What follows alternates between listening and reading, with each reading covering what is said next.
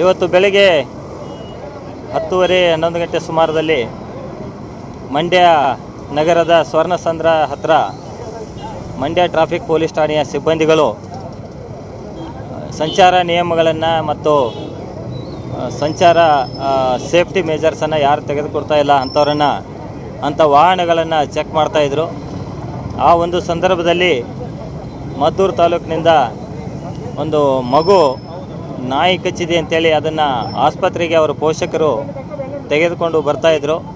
ಆ ಸಂದರ್ಭದಲ್ಲಿ ಸ್ಥಳದಲ್ಲಿದ್ದ ಸಿಬ್ಬಂದಿಯವರು ಆ ವಾಹನವನ್ನು ತಡೆದು ಚೆಕ್ ಮಾಡ್ತಾ ಇರುವಾಗ ಆ ಪೋಷಕರು ಇದು ಮಗುವಿಗೆ ನಾವು ಆಸ್ಪತ್ರೆಗೆ ತೆಗೆದುಕೊಂಡು ಹೋಗ್ತಾ ಇದ್ದೀವಿ ಅಂತೇಳಿ ರಿಕ್ವೆಸ್ಟ್ ಮಾಡಿಕೊಂಡ ಮೇಲೆ ನಮ್ಮ ಸಿಬ್ಬಂದಿಗಳು ಆ ವೆಹಿಕಲನ್ನು ಬಿಟ್ಟು ಕಳಿಸುವ ಒಂದು ಸಂದರ್ಭದಲ್ಲಿ ಇನ್ನೊಂದು ವಾಹನ ಬಂದು ಆ ವಾಹನಕ್ಕೆ ಟಚ್ ಆಗಿದ್ದರಿಂದ ಆ ಮಗು ಏಕಾಏಕಿ ರಸ್ತೆ ಮೇಲೆ ಬಿದ್ದಿದೆ. ಆ ಒಂದು ಸಂದರ್ಭದಲ್ಲಿ ಹಿಂದಿನಿಂದ ಬರ್ತಾ ಇರೋ ಒಂದು ಲಾರಿ ಆ ಮಗುವಿನ ಮೇಲೆ ಹತ್ತಿದ್ರಿಂದ ಮಗುವಿಗೆ ತೀವ್ರತರವಾದ ಒಂದು ಗಾಯ ಆಗಿ ನಂತರ ಆಸ್ಪತ್ರೆಗೆ ಹೋಗುವಷ್ಟರಲ್ಲಿ ಮಗು ಸಾವನ್ನಪ್ಪಿದೆ ಅಂತೇಳಿ ಡಾಕ್ಟರ್ಗಳು ದೃಢಪಡಿಸಿದ್ದಾರೆ. ಈ ಒಂದು ಘಟನೆಗೆ ನಾನು ಪೊಲೀಸ್ ಇಲಾಖೆ ವತಿಯಿಂದ ಆ ಒಂದು ಮಗು ಈ ಒಂದು ಘಟನೆಯಲ್ಲಿ ತೀರಿ ಹೋಗಿದ್ದಕ್ಕೆ ವಿಷಾದ ಕೋರುತ್ತಾ, ಏನು ನಮ್ಮ ಸಿಬ್ಬಂದಿಯವರು 3 ಜನ ಆ ಒಂದು ಸ್ಥಳದಲ್ಲಿ ವೆಹಿಕಲ್ಗಳನ್ನು ಚೆಕ್ ಮಾಡ್ತಾಯಿದ್ರು.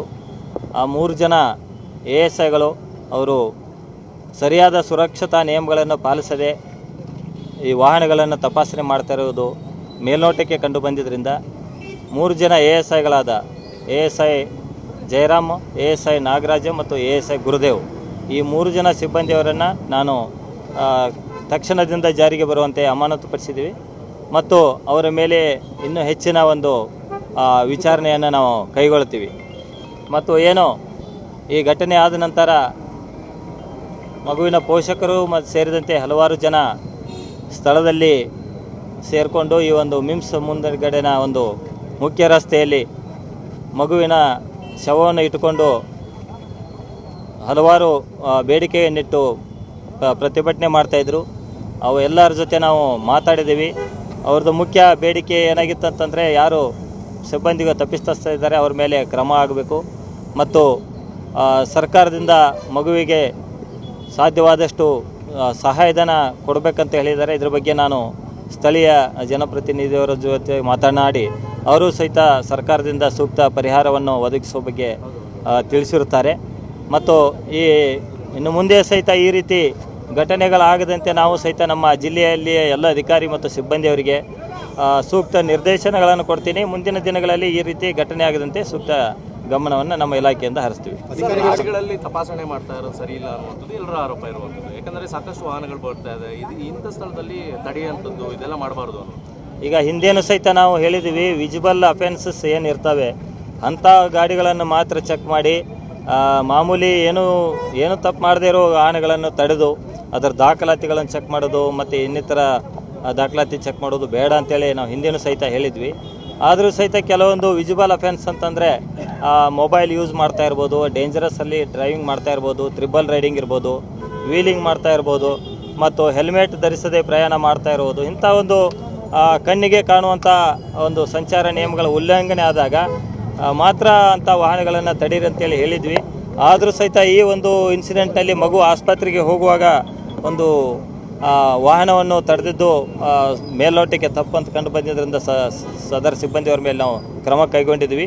ಮುಂದಿನ ದಿನಗಳಲ್ಲಿ ಇಂಥ ಒಂದು ಘಟನೆಗಳಾಗದಂತೆ ಸೂಕ್ತ ಮುಂಜಾಗ್ರತೆ ಕ್ರಮವನ್ನು ಜರುಗಿಸ್ತೀವಿ. ಹಿಂದೇನೂ ಕೂಡ ಹಲವಾರು ಇಂಥ ಘಟನೆಗಳು ನಡೆದಿತ್ತು ಸರ್. ಕೆಲವರು ಬಿದ್ದು ಏಟ್ ಮಾಡ್ಕೊಂಡಿದ್ದೆಲ್ಲ ನಡೆದಿತ್ತು. ಆಗಲೂ ಸಹ ತಮ್ಮ ಗಮನಕ್ಕೆ ತಂದಿದ್ರು ಸಾರ್ವಜನಿಕರು? ಇಲ್ಲ, ಅದು ಸಹಿತ ಗಮನಕ್ಕೆ ಬಂದಿತ್ತು. ಸತತವಾಗಿ ನಮ್ಮ ಅಧಿಕಾರಿಗಳು ಮತ್ತು ಸಿಬ್ಬಂದಿಯವರು ಸಹಿತ ನಾವು ಪ್ರತಿನಿತ್ಯ ಇಂಥ ಕೆಲಸ ಮಾಡಲೇಬೇಕಾಗ್ತದೆ. ಅಂತ ಮಾಡುವ ಸಂದರ್ಭದಲ್ಲಿ ಈ ಥರ ಸಣ್ಣ ಪುಟ್ಟ ಒಂದು ಘಟನೆಗಳು ಆಗ್ತವೆ. ಈ ಒಂದು ಘಟನೆ ಸಣ್ಣ ಪುಟ್ಟ ಅಂತ ಹೇಳಕ್ಕೆ ಹೋಗಲ್ಲ, ಬಟ್ ಆಗಿದೆ ಪಾಪ, ಒಂದು ಮಗುವಿನ ಡೆತ್ ಆಗಿದೆ. ಇದು ಬಹಳ ಒಂದು ದುಃಖದ ವಿಚಾರ. ಇದಕ್ಕೆ ವಿಷಾದ ಸಹಿತ ವ್ಯಕ್ತಪಡಿಸಿ ಮತ್ತು ಮುಂದಿನ ದಿನಗಳಲ್ಲಿ ಇಂಥ ಒಂದು ಘಟನೆಗಳ ಮರುಕಳಿಸದಂತೆ ನಾವು ಎಲ್ಲ ರೀತಿಯ ಕ್ರಮಗಳನ್ನು ಕೈಗೊಳ್ತೀವಿ. ಅದನ್ನು ನಾವು ಇನ್ನೂ ವೆರಿಫೈ ಮಾಡಬೇಕಾಗಿದೆ. CCTVಗಳನ್ನು ನೋಡ್ತಾ ಇದ್ವಿ. ನಮ್ಮ ಸಿಬ್ಬಂದಿಗಳು ಓವರಾಗಿ ಏನಾದರೂ ಬೈಕನ್ನು ಬೀಳಿಸಿದ್ರ ಅಥವಾ ಅವರು ಏನಾದರೂ ತಪ್ಪಿಸ್ಕೊಂಡು ಹೋಗುವಾಗ ಏನಾದರೂ ಸ್ಪೀಡಾಗಿ ಹೋದ್ರಾ ಅಥವಾ ಇನ್ನೊಂದು ಗಾಡಿ ಏನಾದರೂ ಟಚ್ ಆಯ್ತಾ ಇನ್ನೊಂದ್ರ ಬಗ್ಗೆ ಇನ್ನೂ ಸ್ವಲ್ಪ ಕನ್ಫ್ಯೂಷನ್ ಇದೆ. ಯಾವ ರೀತಿ ಆಯ್ತು ಅಂತೇಳಿ ನಾವು ಹೆಚ್ಚಿನ ಒಂದು ತನಿಖೆ ಮಾಡಿದ್ರೆ ಗೊತ್ತಾಗ್ತದೆ. ಎಲ್ಲ ರೀತಿಯಿಂದ ಕ್ರಮಗಳನ್ನು ಕೈಗೊಳ್ತೀವಿ. ಮುಖ್ಯವಾಗಿ ಏನು ಮಗುವಿಗೆ ಬರಬೇಕಾದ ಇನ್ಶೂರೆನ್ಸ್ ಇರ್ಬೋದು ಅದೆಲ್ಲದರ ಬಗ್ಗೆ ನಾವು ಸಹಿತ ಗಮನ ಅದನ್ನು ಚೆಕ್ ಮಾಡ್ತೀವಿ. ಚೆಕ್ ಮಾಡಿ ಅದನ್ನು ಕ್ರಮ ಜರುಗಿಸ್ತೀವಿ. ಇಲ್ಲ, ಎಕ್ಸ್ಪ್ರೆಸ್ ವೇದಲ್ಲಿ ಯಾವುದೇ ವಾಹನಗಳನ್ನು ತಡೆದು ಇದನ್ನು ಮಾಡ್ತಾ ಇಲ್ಲ, ನಾವು ಚೆಕಿಂಗ್ ಏನು ಆಗ್ತಾ ಇಲ್ಲ. ಬಟ್ ಇದು ಸಿಟಿ ಒಳಗಡೆ ಇರುವ ಇದು ಒಂದು ಹಳೆ ಹೆದ್ದಾರಿ ಇದು. ಸೊ ಈ ಹೆದ್ದಾರಿಯಲ್ಲಿ ಸಹಿತ ನಾವು ಸಾಕಷ್ಟು ಮುಂಜಾಗ್ರತಾ ಕ್ರಮಗಳನ್ನು ಕೈಗೊಂಡು ಮಾತ್ರ ನಾವು ವೆಹಿಕಲ್ಗಳನ್ನು ಚೆಕ್ ಮಾಡಬೇಕಾಗ್ತದೆ. ಈ ನಿಟ್ಟಿನಲ್ಲಿ ನಾವು ಹೆಚ್ಚಿನ ಗಮನ ಹರಿಸ್ತೀವಿ. ಮುಂದಿನ ದಿನಗಳಲ್ಲಿ ಈ ರೀತಿ ಘಟನೆಗಳು ಮರುಕಳಿಸದಂತೆ ಎಲ್ಲ ರೀತಿಯಿಂದ ಕ್ರಮಗಳನ್ನು ಕೈಗೊಳ್ತೀವಿ.